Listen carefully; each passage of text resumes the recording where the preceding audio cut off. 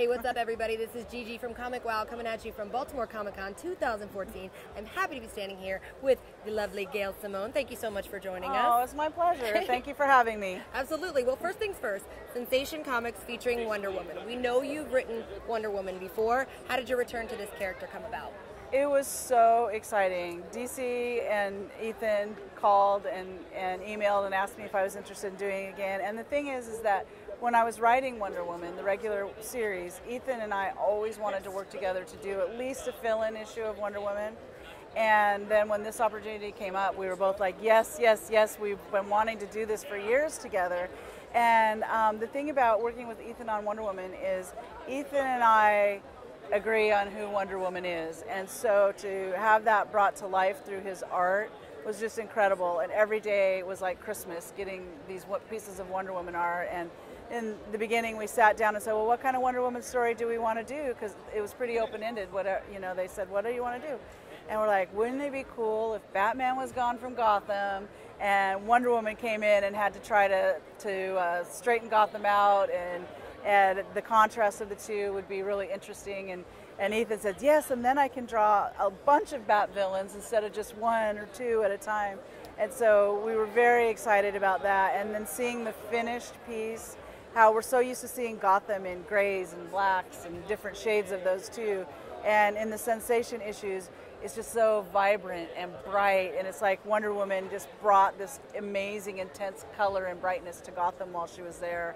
It was just absolutely a blast. And I imagine that's got to be one of the biggest things when you're collaborating on a piece with somebody, because there's so many different interpretations of the characters out there. So having that symbiosis, basically, and having the eyes set on the same type of character has got to be a huge thing. It was really huge, and especially because when you are given the opportunity to do something that's kind of open-ended like that, like, well, what do you want to do? You can do whatever. It can be pre-52, it can be, whatever time period, whatever. And so we're like, oh, wow. But him and I, since we had wanted to work together, like, this is what we want to do. And the sadness came when we were done. Oh, well, it's a tremendous idea. So with this taking place in Gotham, is there any chance Wonder Woman's going to cross paths with Barbara Gordon, a.k.a. Batgirl? Well, in the story that we did, she does cross paths a little bit with Oracle, because Oracle puts out the call to get her to Gotham. And as far as that goes with Sensation, because it's an anthology and a lot of different creators are doing different stories, it's hard for me to say what someone else's future plans will be with that. That makes sense.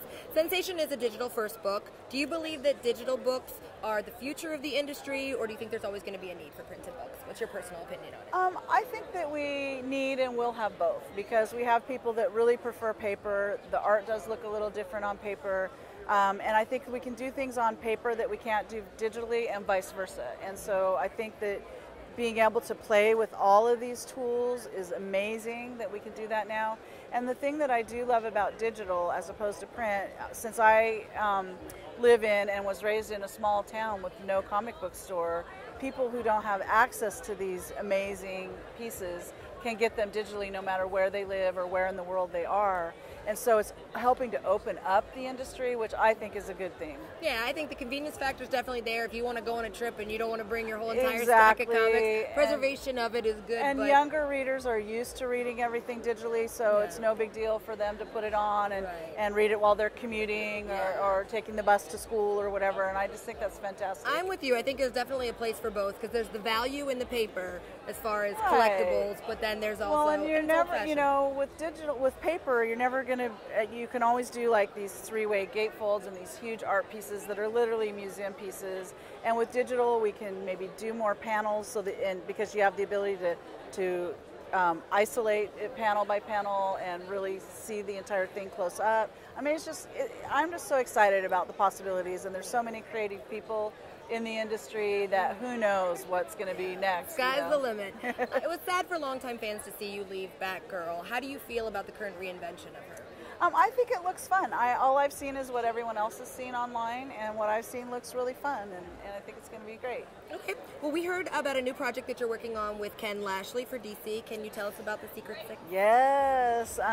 Secret Six comes out in December, and it's the new 52 version of Secret Six, which means that it's hotter and really the new version is really cool. People keep asking me, oh, but we love Catman the way he was, and I like this character, and I like that character. They were my favorite.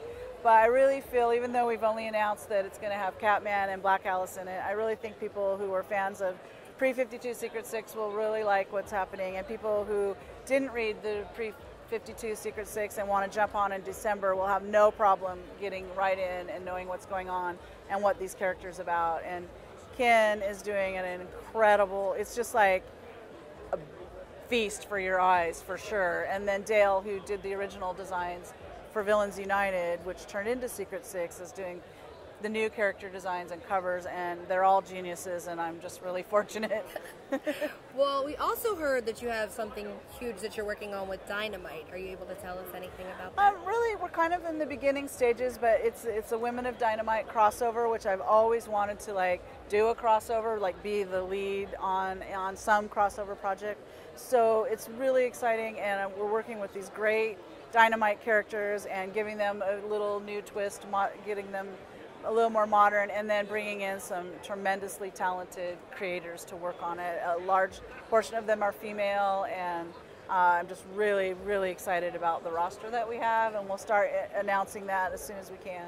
Now, being a woman in the comic industry, what are your feelings on the evolution of how many more women are getting? Do you think it's going at the pace it should be, or that it needs to be, picking up the pace as far as how many women are involved in the industry? Well, I think if we take the last 10 years, and we go from 10 years ago to now, there's a huge increase. I mean, the convention attendees are now nearly 50-50, if not 50-50, which is an incredible difference between, 90-10, probably is just my guess what it was 10 years ago.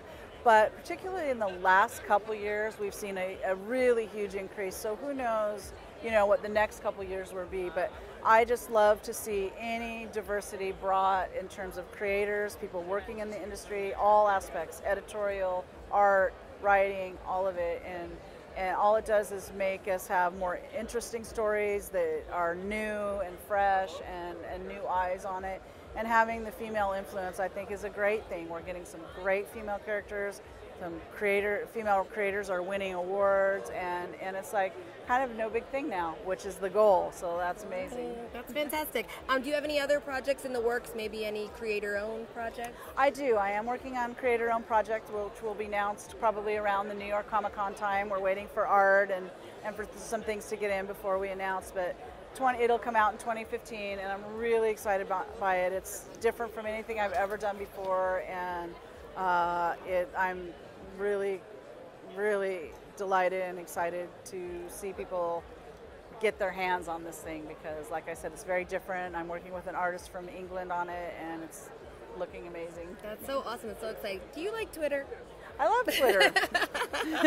The voice put that question in there for me. I know you were a huge help to ComicWow on Twitter. You put something out and everybody else jumped on it. For those that don't know, can you let them know what forms of social media they can find you on? You can find me on Twitter and Tumblr, and that's kind of the best ways to do it. My Facebook is kind of full, and I don't go there as often as maybe I should. And what's your Twitter handle? It's just at Gail Simone.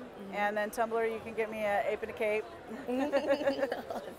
Well, thank you so much, Gail. We're so excited about all the projects that you have going on and seeing more. You can find more information about Gail Simone on ComicWow.com. This is Gail. I'm Gigi. You're welcome.